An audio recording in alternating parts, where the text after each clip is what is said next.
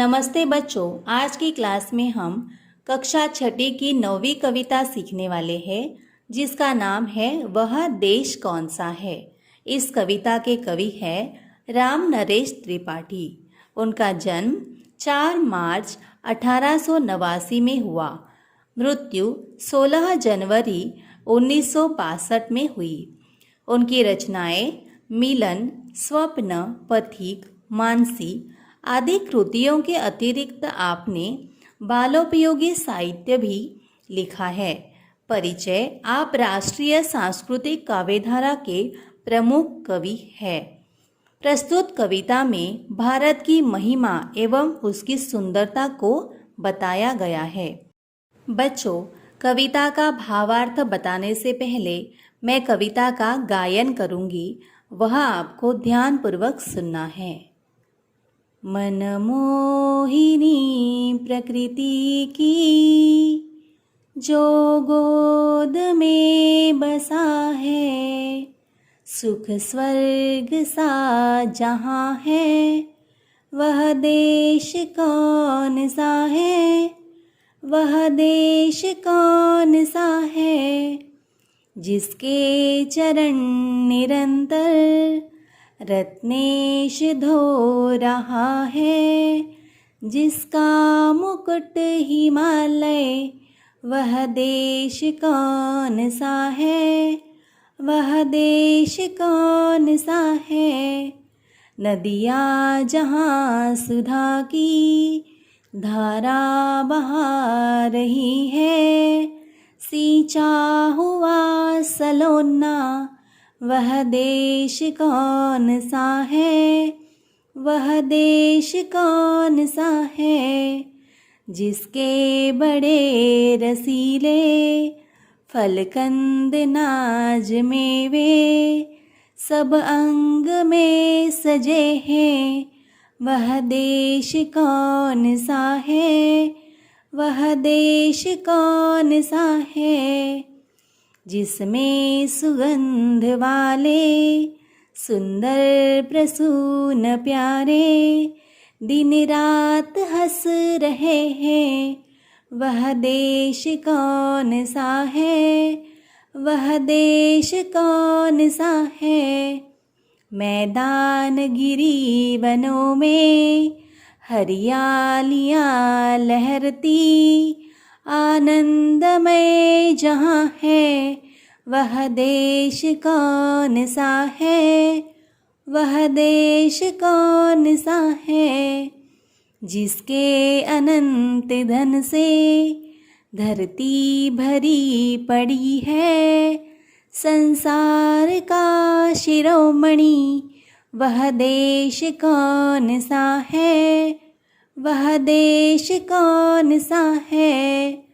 सबसे प्रथम जगत में जो सभ्य था रहेगा, जन जन का दुलारा, वह देश कौन सा है, वह देश कौन सा है।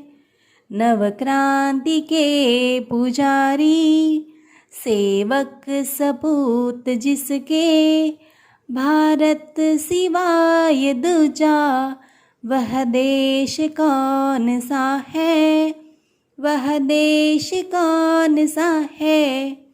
बच्चों, मैं अभी आपको कविता का भावार्थ समझा रही हूँ, वह आपको ध्यानपूर्वक देखना है, सुनना है और समझना है। कविता की पंक्तियाँ हैं: मनमोहिनी प्रकृति की जो गोद में बसा है, सुख स्वर्ग सा जहाँ है, वह देश कौन सा है। इन पंक्तियों में मनमोहिनी का मतलब है मन को मोहित करने वाली, प्रकृति का मतलब है निसर्ग, जहाँ का मतलब है दुनिया या स्थान।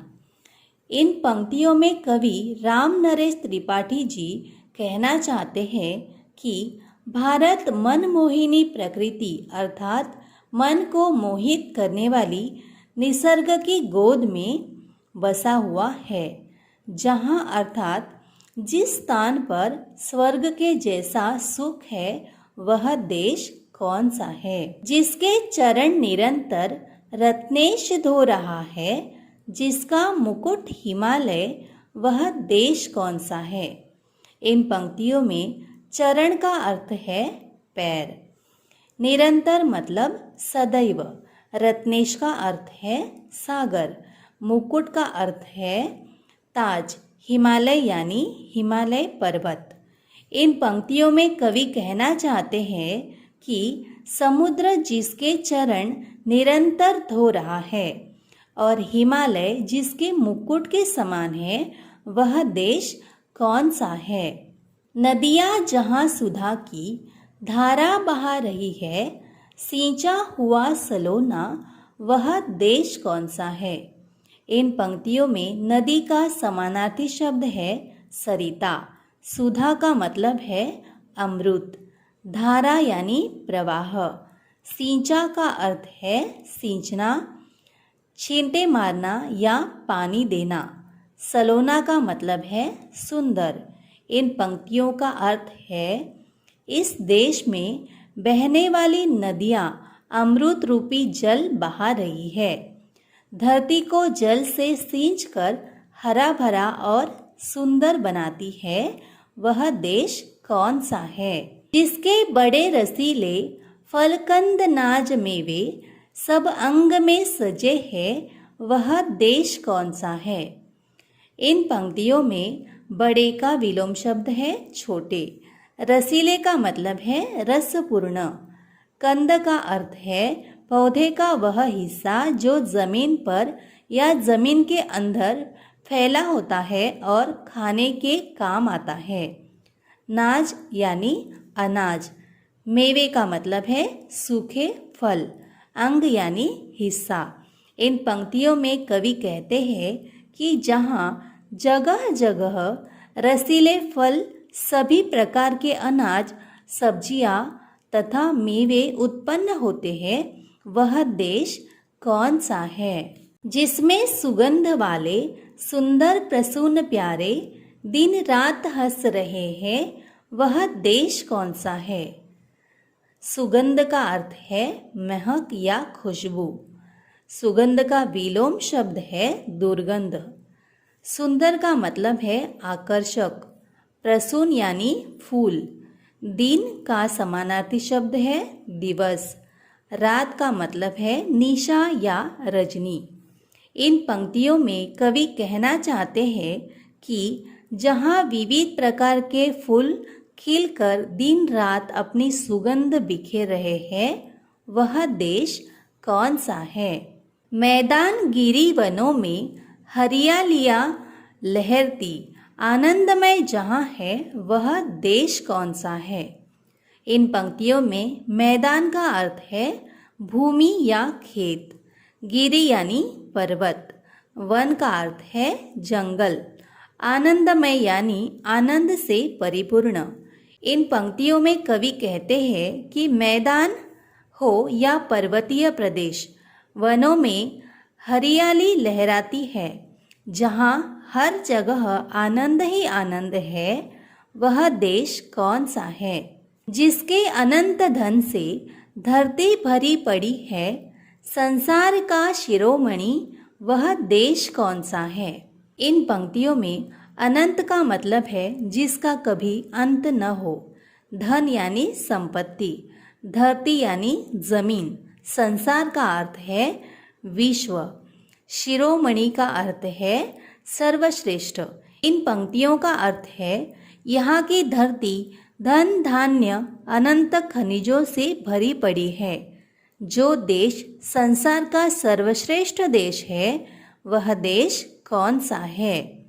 सबसे प्रथम जगत में जो सभ्य था रहेगा, जन जन का दुलारा, वह देश कौन सा है? इन पंक्तियों में प्रथम यानी पहला, सभ्य यानी शरीफ, सुशील या विनम्र। जगत का समानार्थी शब्द है संसार, विश्व या दुनिया। दुलारा का अर्थ है प्यारा या लाडला। इन पंक्तियों में कवि कहते हैं कि जिसने सबसे पहले दुनिया को सभ्यता का पाठ पढ़ाया है, यह जन जन का दुलारा यानी प्यारा देश है, अर्थात जिस देश को वहाँ का प्रत्येक नागरिक बहुत प्यार करता है, वह देश कौन सा है? नव क्रांति के पुजारी सेवक सपूत जिसके, भारत सिवाय दूजा वह देश कौन सा है? नव क्रांति का मतलब है नवीन विचार। सपूत यानी सुपुत्र या अच्छा पुत्र। इन पंक्तियों में कवि कहना चाहते हैं कि यहाँ कई सपूतों ने जन्म लिया है जिन्होंने देश सेवा की है, देश में नव क्रांति लाई है। वह भारत के सिवा या अतिरिक्त कौन सा देश हो सकता है? बच्चों, इस कविता में भारत देश की विशेषताओं, भारत की महिमा और सुंदरता का सुंदर वर्णन किया गया है।